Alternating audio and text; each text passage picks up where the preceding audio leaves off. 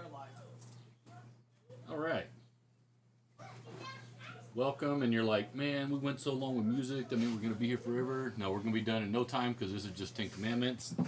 So, be out of here in record time because everybody here is we're beyond amateur at this point. You guys know what's going on. Put words in my mouth. Good time. All right, so before we get going, any orders of business?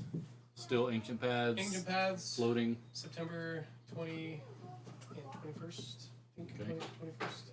And it is not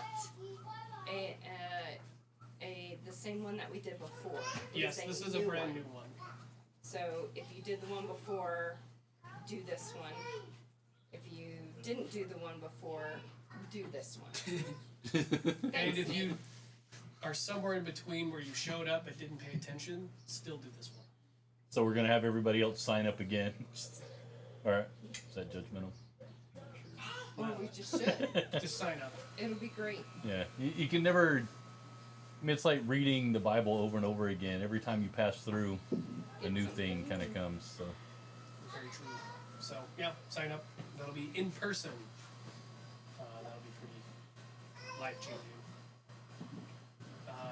Other than that, other announcements? Okay. Yeah, I think we're a couple weeks out of classes starting, so be ramping up here in the next few weeks. Get busy, active, so on and so forth, so that's kind of nice. Yeah, that'll be fun. The lull of summer will be just a distant memory. Alone? Fair enough. That was LOL. Lots of love. Lots of love. Lots of love. It's a good time. Anything else? Anything happening in anybody's life? Excited about? Dreading? Excited about? I think just seeing Abba grow me at work has been pretty exciting. Nice. I felt pretty, I guess not necessarily like wanting to push into this new space. I felt like it was something that I loved. So said yes, been doing a class, been doing more work, and it's been interesting looking at how things have lined up, like we talked about. So I'm taking this project management course, but it's like lined up perfectly with the project, so I'm able to like immediately apply the things I'm learning, which the timing there was really nice because I was really worried. And like, if I do this, I don't know if I'll actually be able to like put the knowledge to work, you know, because I'm already behind on. But Well, that's a commentary on waste of time. So we tend to create constructs in our mind where we look at something and we're like, is there immediate value and utility? If not, I don't have time for it. I'm too busy otherwise to be bothered. But it's in those situations of obedience where I was like, I want you to do this. You're like, well, I don't have the time. I don't have the interest. Has no application to anything I'm ever going to touch. It seems like such a waste of time. I would say if those thoughts start to rest upon you, that's an area to really pay attention to, because you're to think that, well, whenever I need it, God's going to equip me with the magic understanding of everything. There's a lot of ignorance attached to that. It's like never reading the Bible and be like, well, when he wants to convict me of something, the Spirit will convict me based on what evidence. You know, so then every man does what's right in his own eyes. So establishing out of the gate things that are seemingly unimportant, unrelated. You know, if you're not married yet, reading the Torah about husband and wife, you're like, well, whenever I get there, I'll burden myself with that. I don't need to be bothered with it right now. Until you get there, and then it's too late. Because then you're going to screw a whole bunch of things up. And then you have to undo because you're like, oh, now in my infinite insight and wisdom and the Spirit revealing things. No, it's here right away. So I think there's value in it. But I think it's the same in serving and giving. Not too many people serve and not too many people give. Hardly at all. And if you look around, especially like younger people, you don't see it because your parents have always given to you, and you're like, no, they haven't. You're sitting here, therefore your parents gave you something. So, but the idea of making that sacrifice and serving continuously with getting nothing in return. Usually we don't consider it until we're in need of something, and then we realize how valuable that is. So then we'll play a game for a season. You know, people, we even ran into this when it came up that, you know, some things were kind of moving, needed a lot of people to mobilize prayer-wise. Then it was like a blip when the fire was in full roar, and the second we got a line developed, you know, still burning over there, but well, we created a line, so now let's go have a beer, and then everybody just kind of backed off. Having the wherewithal to do when it doesn't make sense to do, or you're tired, or well, I have other things I got to get done, whatever the case may be, it will suck you into that place of zero service, looking for every opportunity to take. And there's only so much taking you can do to people before they get kind of sick and tired of it. I mean, a season, sure. Maybe even an extended season, there'll be like grace and patience for your taking and taking and taking. Eventually, people are going to tire. And even in your own relationships, you know, you may have had situations where you've had a friend that you thought was a really good friend until you desperately needed them, and then they're nowhere to be found. And then you start reflecting on your entire relationship with this person, and you realize you've been the only one actually investing. They have only taken. And then it makes perfect sense, and you're like, oh. And hopefully you pick up that discipline and that understanding moving forward, not like a tit for tat kind of thing, but mutually life-giving relationships where it's natural and it's going to go. And you're always going to enter into situations where you were the taker, and you're going to enter into situations where you're the giver. You probably have that right now active in your life. There are certain people that you refuse to give to, but for whatever reason, make up your reason. Well, they already have enough. Well, they have this. Whatever justification BS you come up with to not have to do anything for them, you always sit in a place of handout. I'll take from them, I'll take from them, I'll take from them. But the second they need something, well, they already have everything already, you know, whatever. Understanding you're guilty is as important as realizing when you're being taken advantage of. When you're the only one giving and giving and giving. So, for what it's worth. Probably didn't apply to anybody here because all heartfelt givers to your core do all self-sacrifice, and service to others is first and foremost. Crickets. Except for your parents. If I had to argue, I'd say you're complete takers of your parents. But neither here nor there. That earwig? That earwig? I don't know what it was. Anything else before we get going? Well, I mean, that kind of ties into what I was kind of studying this week. I didn't really study the Torah portion too much. Kind of read through it. And I did a lot of prayer and seeking out, like, why I hold myself in an idolatrous position of wanting to be God. I realize that I'm just upset that God gives me what is good for me, but not what I want. Trying to bridge that gap is where a lot of my idolatry comes in. Because I'll ask him for something, but he doesn't necessarily give me that thing, or he doesn't answer at all, and so I get frustrated. Like, what do I do to deserve this? You know, how do I game the system? How do I be good enough, pray enough, help enough people to get the thing I want? Or the alternative is I ask for something and he does give it.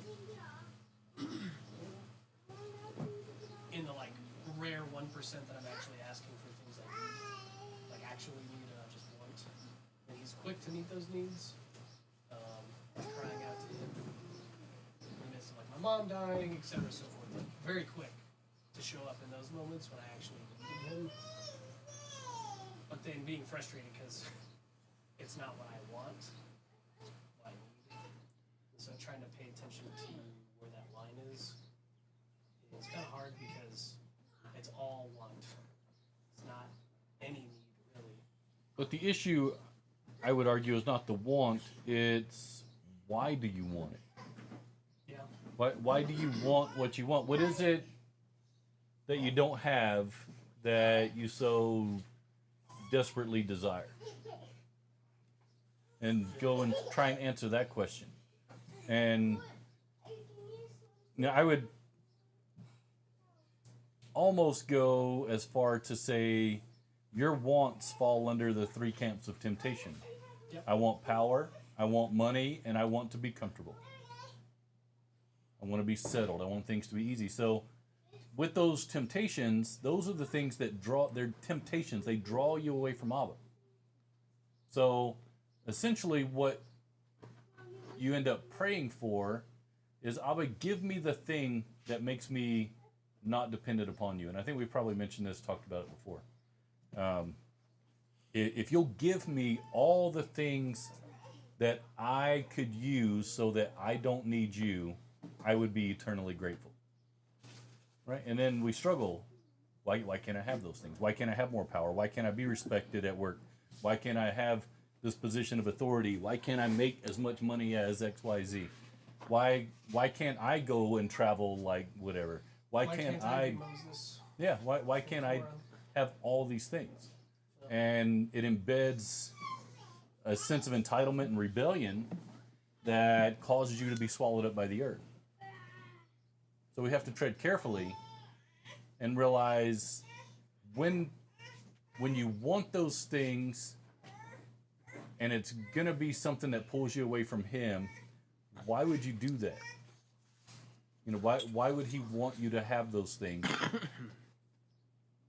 in that space? It doesn't make any sense. Yeah.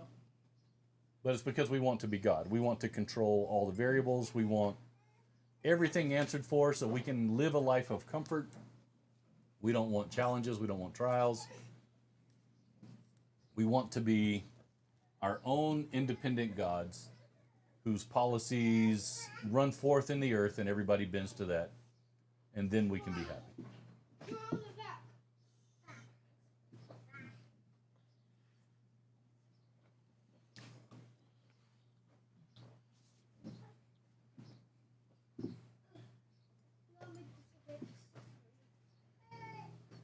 So speaking of being discontent, don't you find it interesting that Moses is sitting sun up to sundown resolving disputes amongst the brethren, and they're just 2 months removed from Egypt?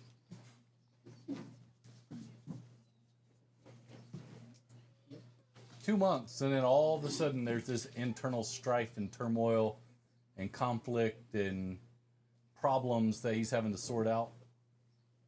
Is that not a commentary on just the selfishness of people? You've just been delivered by the hand of God, visually affirmed, things you can't even begin to make sense of. And then you're annoyed because your neighbor still has your weed eater. Really? Can you just have him? He busted my chainsaw. Well, it was already broken. I shouldn't have to repair his chainsaw, and it's already broken. I'm sure they're more serious things he's having to sort out, but still. How quickly, short memories we have. until it comes to unforgiveness, and then we have the longest memory on the face of the planet. We will hold a minor offense in great judgment for an incredibly long time, to the point that we get sick and die. We're okay with that. But God himself moves in your life in an epic, ridiculous, absurd fashion. No, well, what are you going to do next? What else you got for me? It's bizarre.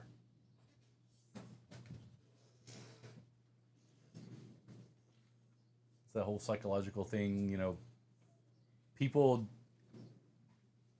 despise losing $100 more than finding $100, than the joy they receive finding it. The dread over and over and over, replaying that person who stole from you, instead of all the times that Abba gave. It's a good time. All right, so anyhow, anything to talk about? Questions? 10 questions? Can you go on to some of those maybe? Yeah, a couple. I don't know how much time we'll have That's fair. in full, but If nobody else has anything at least. I think there was a part that talked about don't boil a lamb in its mother's milk, and I've heard that there's like interesting interpretations of that. I Put it lightly. I can take that one because I had that question a couple years ago. Okay, because I was like, I am not as What does that mean? well versed in like Jewish custom, I guess. neither am I, in fairness. But biblical, however. So for the research I've done, there's a few different interpretations. One is don't use for death what is meant for life. So the milk is designed to provide sustenance for the kid. Now you're in a very cruel twist of fate, using it to provide sustenance for you. Okay. So it's just really perverse on the surface. The other one is, and that would fit in with the second interpretation, which there's some idolatrous custom going on there. That's the one I found the least support for, but it's a possibility. The third one, and this is the one I hold to, is look at its positioning in regards to the other commands. It's almost always tied with first fruits. So the interpretation there goes is that it's an idiom. It's a figure of speech. It's always said that when you bring your first fruits, don't make sure it's the new grain. And then you have this command. It's basically saying don't mix the old stuff you already had with the new first fruits coming up this year. Okay. Yeah, because that's kind of the impression I was getting a little bit. Because I was like, it's tied to first fruits. So I was like, is it, the lamb is like the offering, right? So like, why would you just be like, oh, yeah, I got some milk from this sheep I've had a while. Let's just douse it in there. Gotta like that kind of thing. But I was also, it just felt like so juxtaposed at first between what we were talking about, and then he's just like, oh, by the way, don't boil a lamb in its mother's milk. And I was like, what? Yeah, it's easy for because in that situation, kind of what Sam's talking about with different offerings from the previous year into the new year, it's easy to go off of your surplus from last year and give out of that. It is very difficult to give out of the brand new, which is the whole idea, is you're not supposed to take what you already have, because then you can give out of comfort. There's no faith in that. That's just giving. You're not sacrificing anything. You're not having to trust that this next thing is coming. So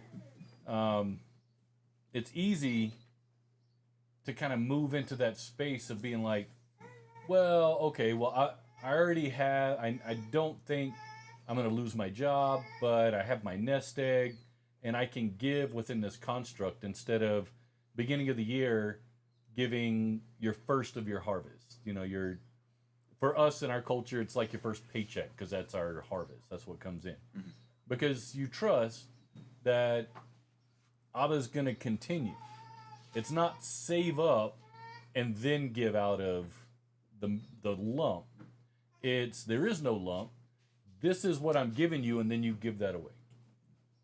It's the pass through of that first fruit. Gotcha. So it's kind of, maybe I'm misunderstanding, but it's kind of like the difference between just tithing 10%, because it's already God's, versus saying, I trust you. There you go. Right. This is all yours anyways. Yeah, 100%, because a lot of people are deceived into thinking that tithing is giving, and they think they're great philanthropists because they're giving back to somebody else what belongs to them. That's not you sacrificing anything. That's not you giving anything. That is not yours. Period. So if I were to give you $1,000, and kind of the rule is, okay, well, here's $1,000, but only 900 is for you. 100 is this person's over here, and I'm going to trust you to hand that off to them because I need you to kind of be the intermediary. And then you keep the $1,000. What does that make you? A thief. A thief. If you give the $100, does that mean you're just like super pious and benevolent and kind and giving? No, you just followed the orders. It's not yours, and you knew that. You're like, okay, this isn't mine here. Yeah. I'm supposed to give this to you. That's kind of the difference between the opposite of that, or not opposite, but the different vein we're talking about here is you go and you do some work, and for me, I give you $1,000, right? Now, again, you would do the thing where you pass off the 100, but that 900, you just work for that. That's yours. Then you give that away because you trust that I'm going to hire you to come back again and come back again. So it's that building that trust is, hey, I don't, in order to essentially demonstrate my trust that Abba is going to carry this through, is here. I'm going to give the first part away so that I'm not bound by this thing. I'm actually free from it. I'm okay. If I never get anything else again, you're giving it to the kingdom. You're transitioning it over out of the world system into the kingdom system. You can't lose in that transaction. Yeah. It's impossible. But in our minds, we're now running a deficit. So then what we try and do at that point is we'll try and play the game. We'll be like, well, I'll tithe in order to see if Abba's going to continue giving me money. Well, I'll give first fruits in order to test him to see whether I'm going to get more down the line. At that point, don't keep your money. Don't bother. You know, this is an intimate situation between you and the creator of the universe where you're saying, I don't need the stuff of the world. I don't need these things. I trust that you are going to put resource and provision in my path in the measure that I'm a worthy steward.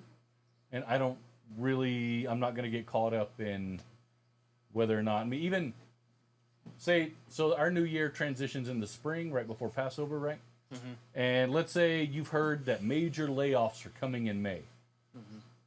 And you're like, well, I'm kind of low in the organization. There's a high chance I'm going to lose my job. In that situation, now you're really testing your faith. Because you're like, I'm going to stay obedient even in the face of what I see perhaps coming down the line. That's a real challenge. Most of us are like, oh, okay, I can give it because we run off that mentality. Well, I'm giving off the goat.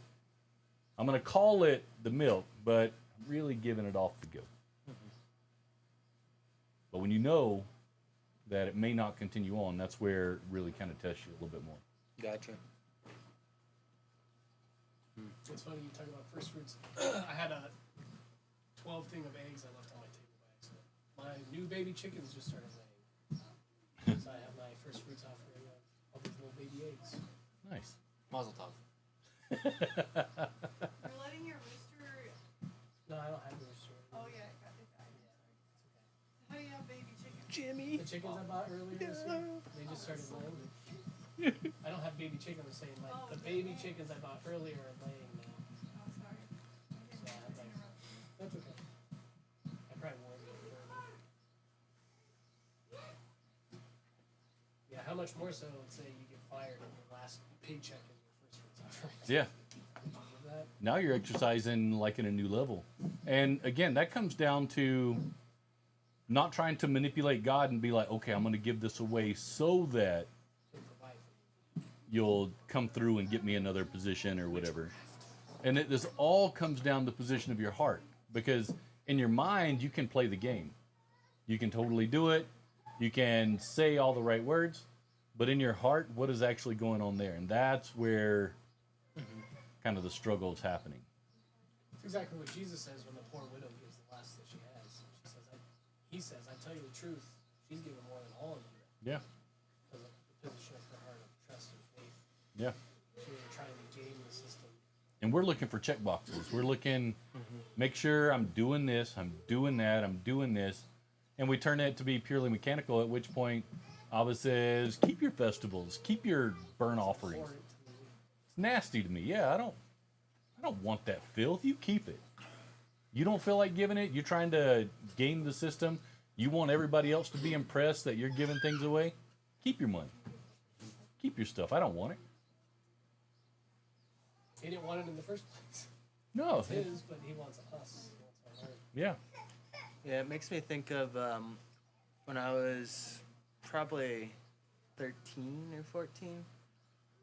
We were in church up in Albuquerque, and the pastor was telling us, like, basically the same thing. He was like, this is 10%. It's not yours. Like, don't view it as, like, you doing this righteous thing. He's like, and so he gave us an example of what it did look like. And I forget I was so young at the time, and he was, like, a little bit before my time, but there was a Christian musician. And so what he did is he just set, like, a number that he was like, my wife and my 3 kids, we can live off of this. We can be comfortable. Everything else gets donated. And so he just hired a guy. He didn't even look at the paychecks himself, and he just hired this guy, and he was like, what you're going to do is every paycheck I get, set aside this so my family and I can basically have necessities.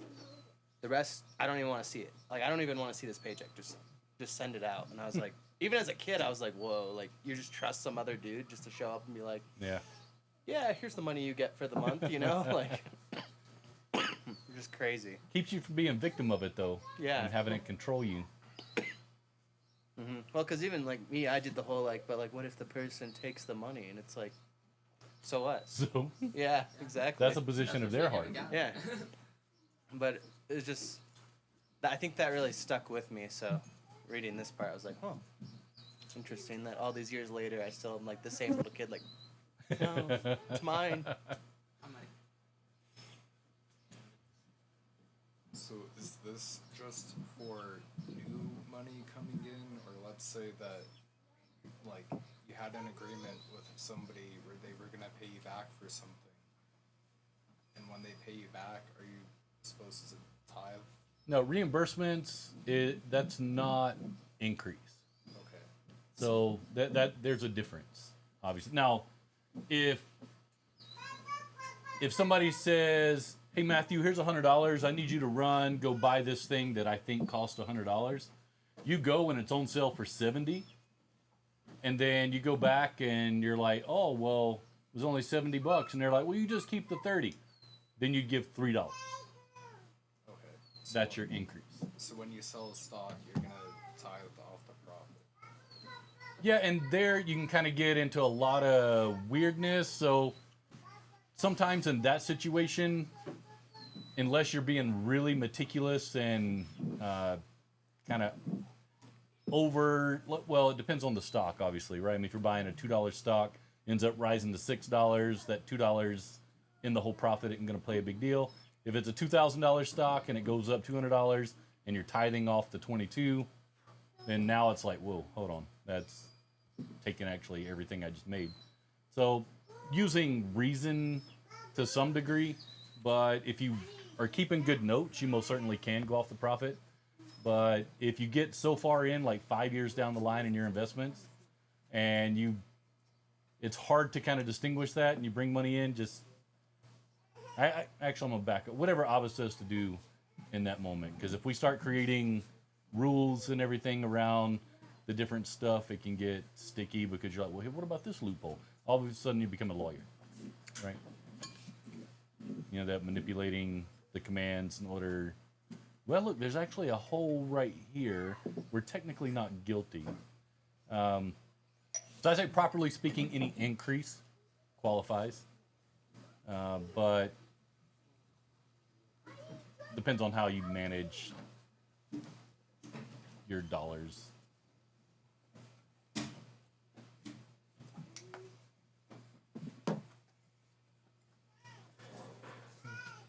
get talking about money, everybody gets excited.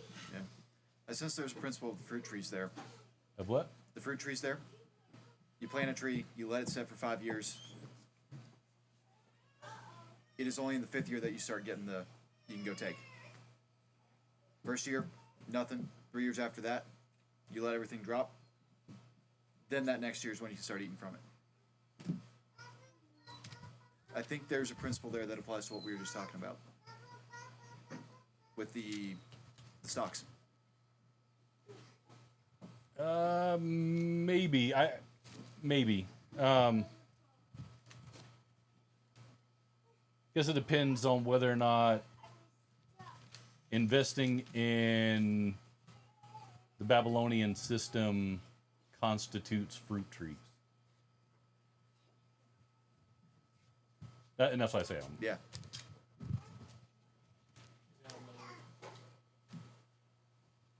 Yeah, but I mean, even Yeshua says you should at least put it in the bank. Made some interest on my money. So, I mean, the principle is there that you can use the world system all day long. I mean, all of us here do. You go out, work in the world, pull resource from the world, and then what we like to do is fold it back into the world. That will bring us personal gratification, and then maybe bring in a little bit more, and then we fold it back in the world. And then occasionally we may throw some money over the fence into the kingdom. But usually our commerce goes back and forth with the world and back. The world, us and the world, us and the world is usually how we move things around. Seldom do we take that, convert it into real wealth, and put it on the side of the kingdom. That doesn't happen very often. We like playing with riches over wealth.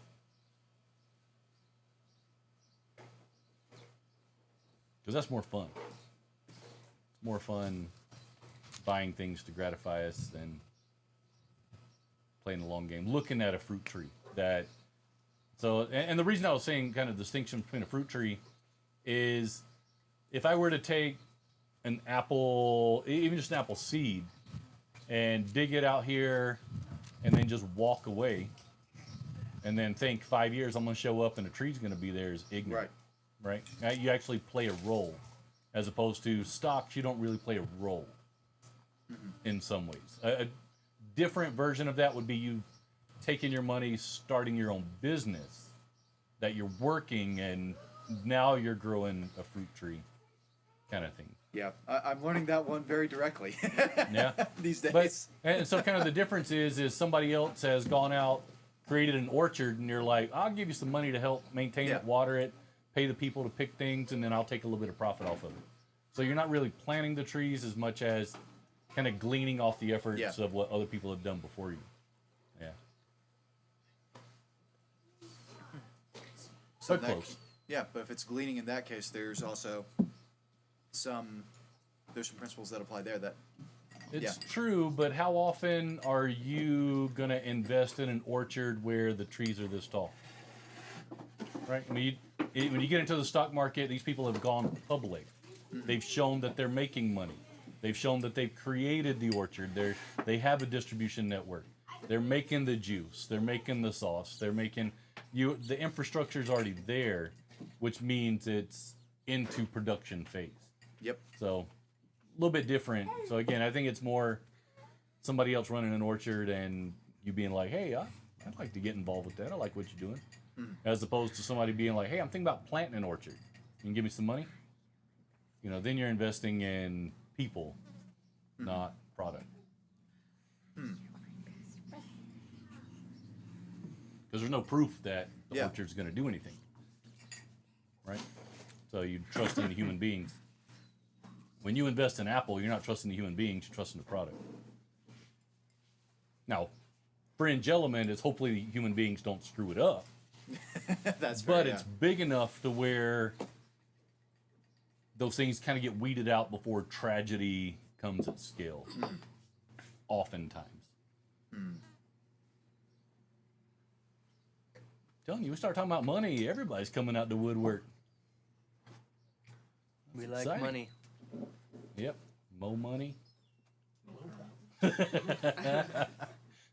That was a test, mind you, to see.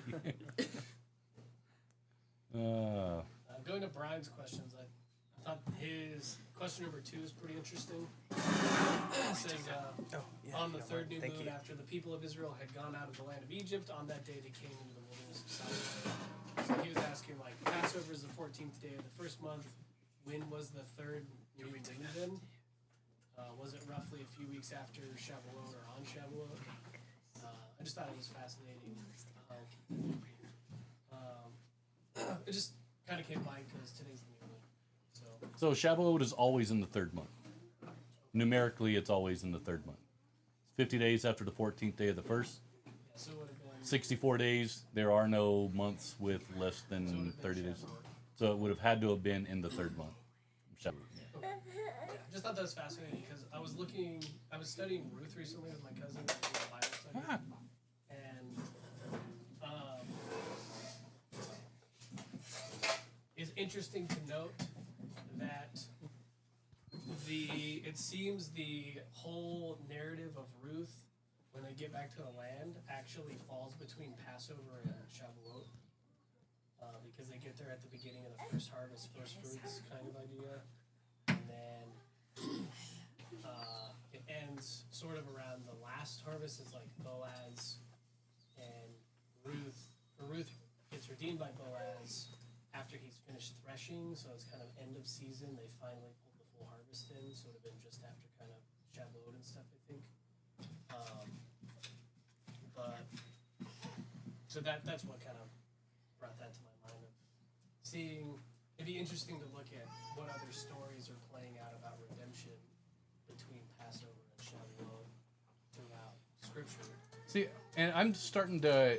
I don't have a ton of hard evidence on this, but just more from an observational perspective, it seems the times of year are more conducive to certain things as other times of year. Not saying like absolutes, but there tends to be a pattern that kind of plays with that. And you kind of even look at your own life, how your mind kind of fluctuates and ebbs and flows as the seasons change. It's kind of interesting because you have, even if you have like family events and expectations and things that you've done, well, you can tell when you start entering into that season, a new excitement maybe starts to get birthed. If you tend to go on vacation at a certain time of year, the anticipation builds. So then in your mind, there's that thought of kind of climax that ends up happening in the midst of that season. So, and then when fall starts to turn, everybody's wanting a pumpkin spice latte. They're starting to put them out, in July now? Seems like. June. I saw Halloween decorations. aren't you ready for fall now? They keep coming out earlier and earlier and earlier. Okay, Still stop. 100 degrees outside. Yeah. No. Considering the trend, should we just start playing Mariah Carey now? No thanks. She can stay in cold storage. She's Mariah Carey, not Mariah Scary. She does not belong in Halloween. Yeah. So, to that point, Billy, when I was trying to study the new moon stuff, when we really were doing new moon celebrations in the fall, looking at what happened during each of those months, and just looking at okay, well, what is this month? What's the name of the month? What does it signify? What are the historical things that have happened? And there's exactly that. There's these months are very, it's like the same thing historically happening over and over throughout the Bible through these months. And so you kind of see that pattern start to emerge where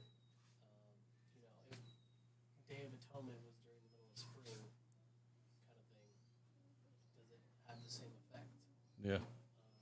Is your heart or your spirit actually in the right place at that point, or following the cycles that Abba's put into play? Seems to be pretty fascinating. Starting to look at those cycles, so considering tonight's the new moon, just thought it was kind of fascinating.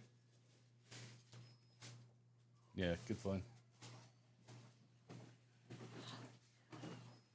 Tonight's the new moon. Does that end the cycle of weeping for Tammuz? Standing at the gate, all those poor women, the priests worshiping the sun, the women crying out for Tammuz. Hopefully. Tammuz is the hot part of the summer. Because he's dead. He's in the ground. That's what weeping for Tammuz is, guys. Yeah, maybe. All right. So, as a wrap up, and you're like, we're done already? And that you're like, finally, we're done. That's what I meant to say. I just want to read this snippet I was reading this morning. And if we have any discussion around it, I just thought it was really fascinating perspective.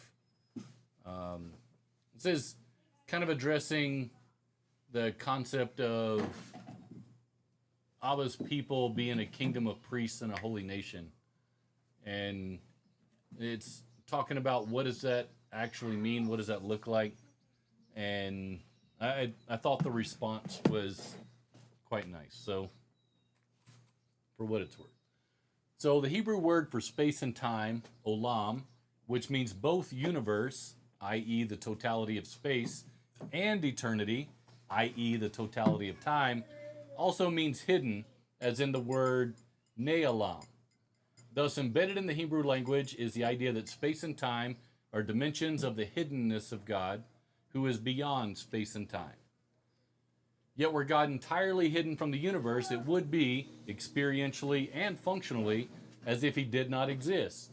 At best, deism would be true, which is that God set creation in motion and thereafter did not intrude into the universe. God would be a creator who deserted humanity. Thus, the very terms of creation involve a paradox. Without God, the universe would not exist. But the presence of God threatens the existence of anything apart from him. No human, says God, can see me and live. To this, the Torah has an answer at once simple and profound. The universe was created in 6 days, yet creation itself involves 7 days. The seventh day is declared by God himself to be holy, meaning henceforth it will become the window in time through which we see the presence of God. How do we do so? By renouncing our own status as creators. On Shabbat, all creative work is forbidden. On Shabbat, we are passive rather than active. We become creations, not creators. We renounce making in order to experience ourselves as made. Shabbat is the room we make for God within time. Now, side note that I'll interject, experiencing ourselves is a terrifying proposition, and that's why it's so easy to forsake the Sabbath. So realizing who we are is not always a good thing. We don't really like it, but we deal with ourselves. Likewise, the tabernacle. Essentially, this was a large portable net, a framework or tent, a framework and its hangings. Wherever it was erected, it defined a certain space as holy, meaning set aside for God. Within that space, nothing was to intervene between the worshiper and God. In particular, priests had to avoid contact with death or anything resembling it, since death is peculiarly human, as in the term mortal, while God represents life. So the tabernacle is the room we make for God within space. Side note, we are now the tabernacle. The immensely detailed instructions for the constructions of the tabernacle and its service, like the equally detailed laws of the Shabbat, are there to signal that nothing in holiness is the result of human initiative. To occupy holy space or time is to renounce human creativity so as to be existentially, can't roll my L's today for some reason. Existentially? Yeah. open to divine creativity. That's why Nadab and Avinu died, because they brought an offering that was not commanded. The holy is space/time as defined by divine, not human will. We enter God's domain on his terms, not ours. That's not a consequence of holiness, but its very meaning. Thus, not every time or space is holy. That is of the essence. A world in which all time was sabbatical, or in which all space had the sanctity of the tabernacle, would be one in which human beings could not exist as human beings. There would be neither time nor space for human endeavor or achievement. That is precisely what God does not want to happen. He welcomes human work. That is what the Torah means when it says that we are created in God's image, meaning that we, like God, are created. We, like God, are capable of imagining a world that is not yet and bringing it into being. Side note, that all time being sabbatical and all space being tabernacle is the coming kingdom. Fascinating. Which, being human beings, is not something that we will be at that point. Right? Resurrected bodies. Anyhow. All right, almost done. Just one more paragraph. However, if no time or space were holy, the opposite danger would exist, namely that a world in which God is hidden would be one in which, for many people, God does not exist. This would be a world with no limits on human assertion, always the prelude to political, military, economic, or environmental disaster. Therefore, there must be some window, some point of transparency in the screen between the infinite and the finite. That's what holiness is. Holiness is the space we make for God. Another side note, that last part where no time and space is holy is the end times. So we have these things, this concept of holiness that we are going to have to encounter and contend with coming down the pipe. We try and mix the common and the uncommon, the holy and the unholy. We try and weave those things together as best we can. We try and live both in the kingdom and in the world. We try and live on Mount Ebal and Mount Gerizim. We try and wear wool with linen, one designed to keep you warm, one designed to keep you cool. Don't have those compete. There's a distinction between holy and common that we need to understand. And the expression that we have is the Sabbath and the tabernacle. Now, the tabernacle is now us. So we need to understand how to operate as being holy. We need to understand how not to get absorbed into the common. We need to realize that, yes, for 6 days we are to create. That doesn't mean that we are part of the world. It means we are in the world, creating it, hopefully in the eyes and in the view of how Abba himself would do it. Do we actually do that? That's up to you and him to talk and sort out. Figuring out how it's going to be to live and survive during that period where no time and no space is made holy is going to be a challenge for God's people. Because right now we take complete advantage of that being the thing. Complete advantage. We have the ability, our bodies are temples, we can do whatever we choose until there comes a time where it says, take this mark or else you're not going to be able to participate in our system. So we need to make that decision now. How are we going to operate? How are we going to confront that? Because it's easy when you're not standing in the face of challenge to make an educated, rational decision. When somebody is holding a sword to your throat, that's where you need to actually know now, how am I going to respond? Don't wait until then. Don't wait until the time comes for you to be challenged to say, I anticipate I'm going to stand on this place. It needs to be resolved now. Because it's coming, and it's coming, and it's coming. The things Isaiah said, you know, people are going to be calling evil things holy and holy things evil. That are good. Somewhat same difference, but not really. So we have to be on guard, in my personal opinion, because it's so subtle. You know, if everything just kind of rose up all at once with these flashy, demonic, video game-esque quality, everything, we're like, oh, that's clearly evil. Now I'm going to stand. If you think that's how it's going to go, you're greatly, greatly deceived. That war is already being waged. You're already an active participant in that war. We need to learn now how to move and operate in this space before it becomes occupying the real physical space that's just bulldozing over and pushing out anything that's holy. To think that there's going to be zero opportunity for that in the earth for a period of time is, I don't think anything we can comprehend, because, well, I'm an American. I do what I want to do. And I'll pull out my gun and show you. And then I'm going to do this, I'm going to do that, and we do all the American things until all of a sudden none of that stuff works. It doesn't, it's not part of how the world operates.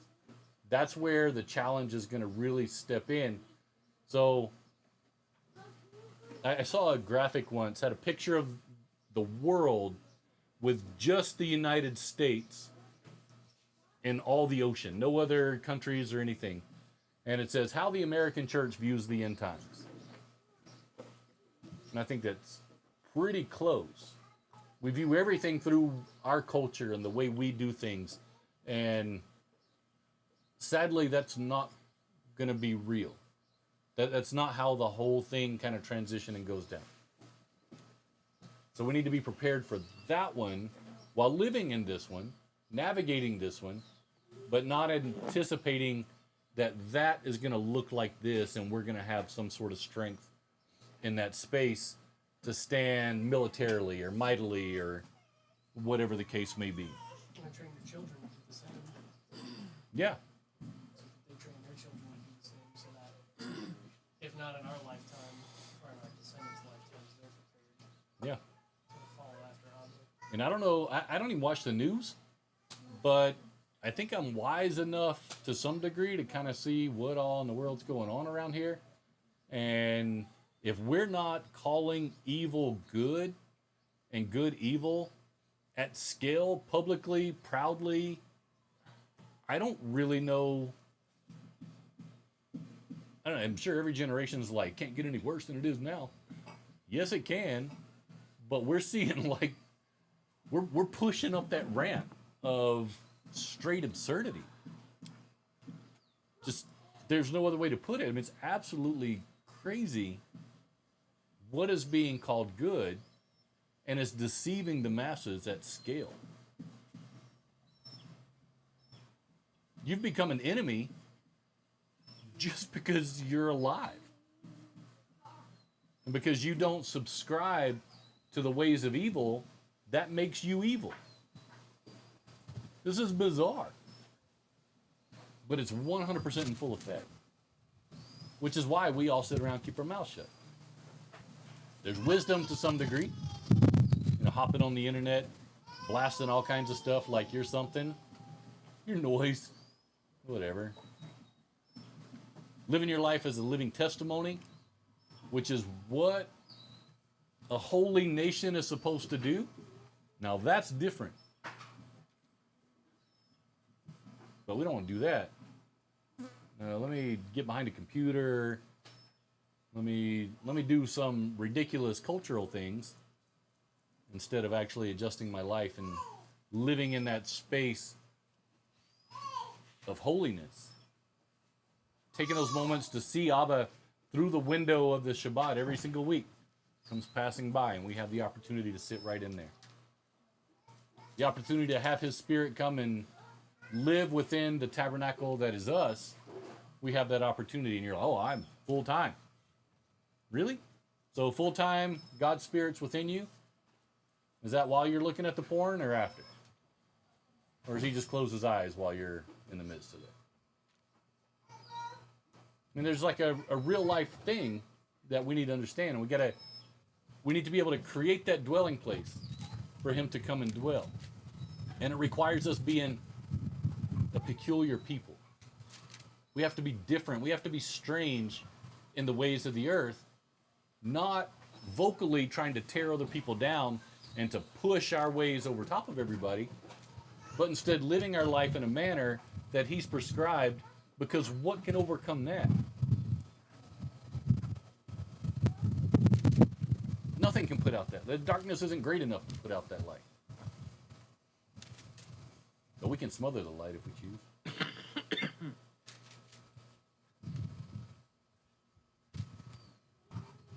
That's what I mentioned at breakfast this morning. It's like we're just cultural like chatbots. We just quote the same cultural zeitgeist things back and forth. Like, haha, funny as a joke. I made a comment like, try to go a day without referencing the culture. I couldn't do that. Well, and it's a test to see, are you on my side or are you on the other side? Continual test. And you take the bait all day, every day. Take that bait. Take that bait, divide relationship, judge people, divide relationship, judge people all day long. And it's not like Clockwork Orange where we're strapped down with the thing holding our eyes open and we're having to watch it. We're hunting it down as best we can. Refresh and drudge report 30, 50 times a day if we have to. Whatever we have to do in order to affirm our offense and our judgments so that we can be declared righteous in our own eyes. It's absurd. It is absolutely absurd. But it gives us that sense of groundedness. It gives us that validation. We feel like we matter because we are part of something, fill in the blank. And everybody's doing this. Everybody is group identifying now. Human beings are of zero consequence. We're just returning to tribalism. And you have to. And see, everybody sitting here is a part of probably a dozen, maybe 2 dozen different classifications, some of which are abhorred by the culture and some of which are applauded by the culture. And it depends on who's talking about which one as to which bubble you fall into. The same human being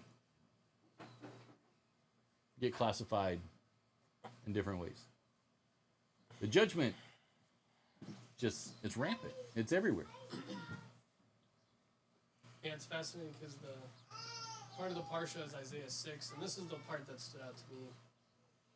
It says, Isaiah 6:5, "Then I said, Oy to me, for I am ruined, for I am a man of unclean lips, and I am dwelling among a people of unclean lips." I think it's fascinating that when he follows, he says, "For my eyes have seen the King, Adonai Zavot." So just the idea that he is seeing God, literally seeing God. And the thing that he cries out, "Woe to me, I am a man of unclean lips." Yeah. I think that should wake us up to the power that the tongue has and the lips have to either destroy or build up. And if Isaiah, seeing God face to face, says, it's my unclean lips that I worry about, and I dwell among people with unclean lips, how much more so for us to not operate in the culture, but rather to build up, to take authority of when gossip starts happening, or when somebody starts being upset or getting frustrated, and be like, hold on, whoa, let's stop. We're moving into the negative territory. We need to push back on this and come in the opposite spirit. And that's when you have authority to speak in that space. If you're around the water cooler at work and all this stuff starts flying, it's not necessarily your job to be like, okay, I'm going to now stand up and correct everybody here and destroy relationship. You got to be able to read a room and realize whether or not you have authority. If you have authority, like if you're with your friends, sure. Be like, hey guys, I think we might be slipping into gossip. Let's back off of that. If you're around people at work who could care less who you are or what you do, that's not really going to have the weight that you hope for. So what you have to do at that point is you have to figure out how can I live my life so that they realize I don't want to hear this stuff. And then you just remove yourself when those things start happening. You can self-police. It's not very difficult. But figuring out when you have authority and when you don't, and exercising wisdom. And if you are to speak, what do you say? And if it's coming in with a heart of judgment, you're going to be destroyed. If you're coming in with a heart after the people, you're going to read that situation in a completely different context. You'll get crafty, not like serpent crafty, but at redirecting conversation. When you see it start to go, you can now step in and start to turn it a different way. Crafty is in like the women who saved a bunch of prophets' lives. Like Yeah. Moses' wife being like, whoa, whoa, whoa. Yeah. God's about to kill you. Let me circumcise her son. Learning how to do those things. It's the same way, you know that feeling when the quest to engage in pornography is starting to come upon you. You know what that feeling is. You know the second it triggers. You're not sitting there and then 30 minutes later you're like, oh, wait, where am I? If you're that level possessed, then we have other things to talk about.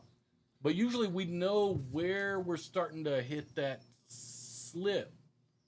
And we can stop here. We can choose something different. But if you don't, it's going to drive you down quickly. This isn't hard, but it's incredibly, incredibly difficult. Because you have to be on guard. You have to realize I am a set-apart, peculiar people. I have to behave differently than all these people. I don't need to group identify. I don't need to jump myself into this circle in order to have value. That's not necessary. Because that group is judging another group, inevitably. You don't want to enter into judgment, or else that judgment's going to be dished out, shaken down, pressed down, overflowing even. It's going to make you even angrier. Then you'll start doing the work of the adversary directly. So we just have to be on guard. Always have to be on guard. We're representing something far, far larger than what everybody in the culture is representing. For myself, it feels like when I'm on guard, I'll like dodge stepping on the shovel and be like, nice. And then I'll turn around and step on the rake. Clean the tools off the floor. That's true. That'd be easy. All right, yeah, we're over time. Any last questions? So understand, this isn't a I'm useless, I'm whatever. This is more just keeping that at the forefront of your mind, who you actually are.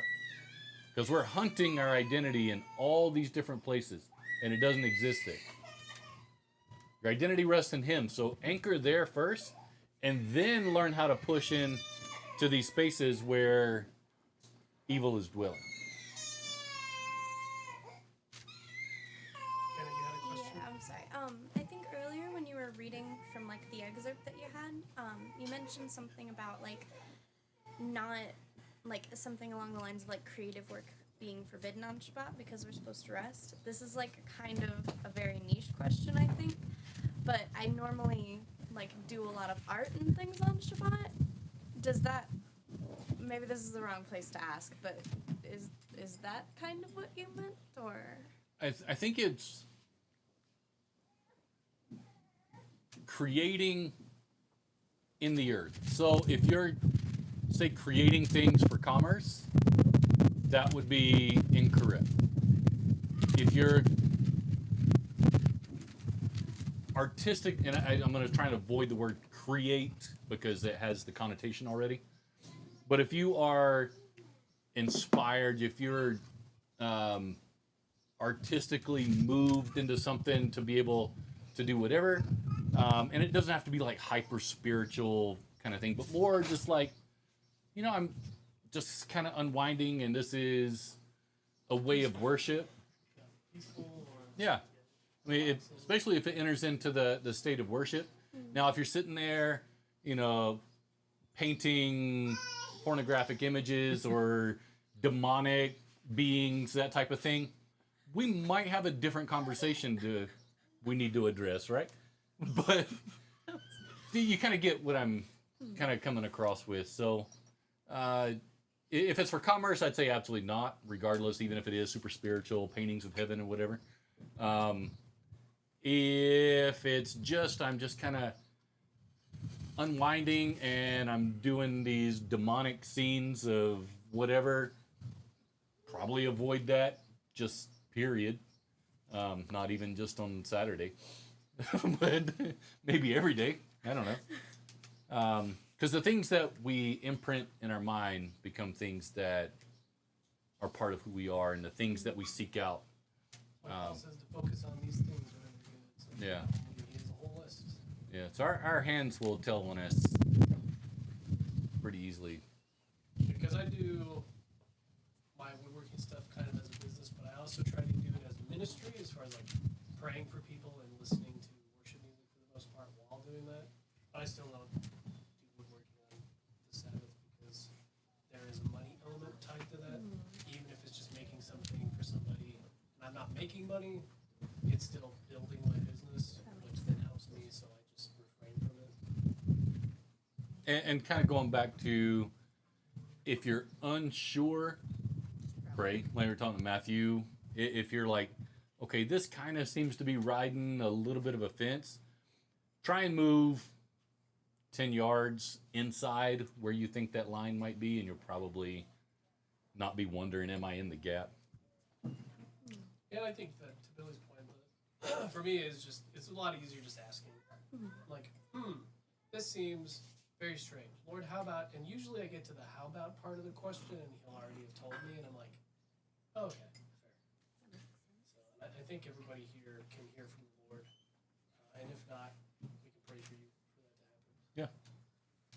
And that's what He wants, right? Is He wants us to be in communion with Him and relationship. So. The peculiar people we're supposed to be. I mean, He could tell you, you're like, I don't really want to paint today, and you pray, and He's like, actually, I need you to paint sometime. Well, be obedient. Go do the thing He told you to. You know, you don't know. Maybe you need to gift that to somebody, and it's going to mean something. You know, like if He told me, like, I need you to go make some shelving. Okay, just go do it. You know, not doing it and asking why can be that floor into or the road into rebellion of, well, why God? Because I told you to. Okay. Okay. I'll add a layer to this, in that I find writing to be very cathartic at times, where if it's out of my head and on paper, I don't think about it anymore. And so that can actually put my mind at peace. From everything I can recall, I don't think I've ever taken any of those Saturday or Sabbath writings and actually posted it anywhere. Same skill usage, completely different application. Yeah, it's the heart issue, right? It's not the writing or creating some art or whatever. It's are you trying to leverage something for your own gain instead of being in the presence of Abba? Like, because then you're elevating the thing over the time you're supposed to be with the Creator. That's how I look at it. And we've converted Abba into a 7-day, 24/7 access feature. You're like, oh, well, I can enter in and encounter Him and all. He says, I will see you on the Sabbath. His Spirit within you throughout the week should be going forth for the people. It's for everybody else. It's kind of pushing His kingdom out. And then you encounter Him, and then you push that Spirit out. Then you encounter and push that out. When you take what's supposed to be holy and make it common, it ceases to even exist. It gets so pushed down, which is why it's very difficult to even revere God anymore. Because, anytime I feel like it. And while I'm not saying that there is no full-time prayer and communion, this is your opportunity to 100% encounter Him. Not just listen to Him. Not just dialogue, but actually encounter who He is, so that you can know who you are.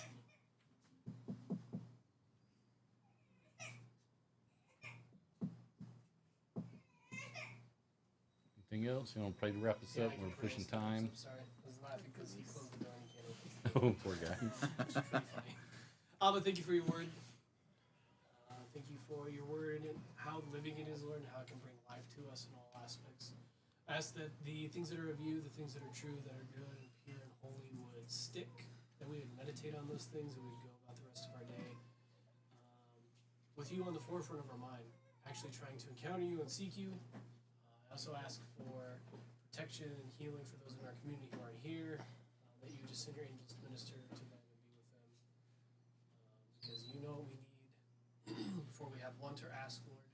So just ask that for today, and today alone, that you give us what we need. We praise you, because we know you are faithful to that.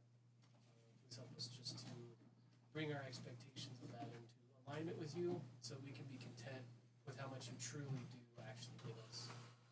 That we be a people who remembers their God and does not turn aside when they get the things that they want. And we would live in spirit and truth, according to what the Holy Spirit will instruct us in all ways of truth. In Jesus' name, amen.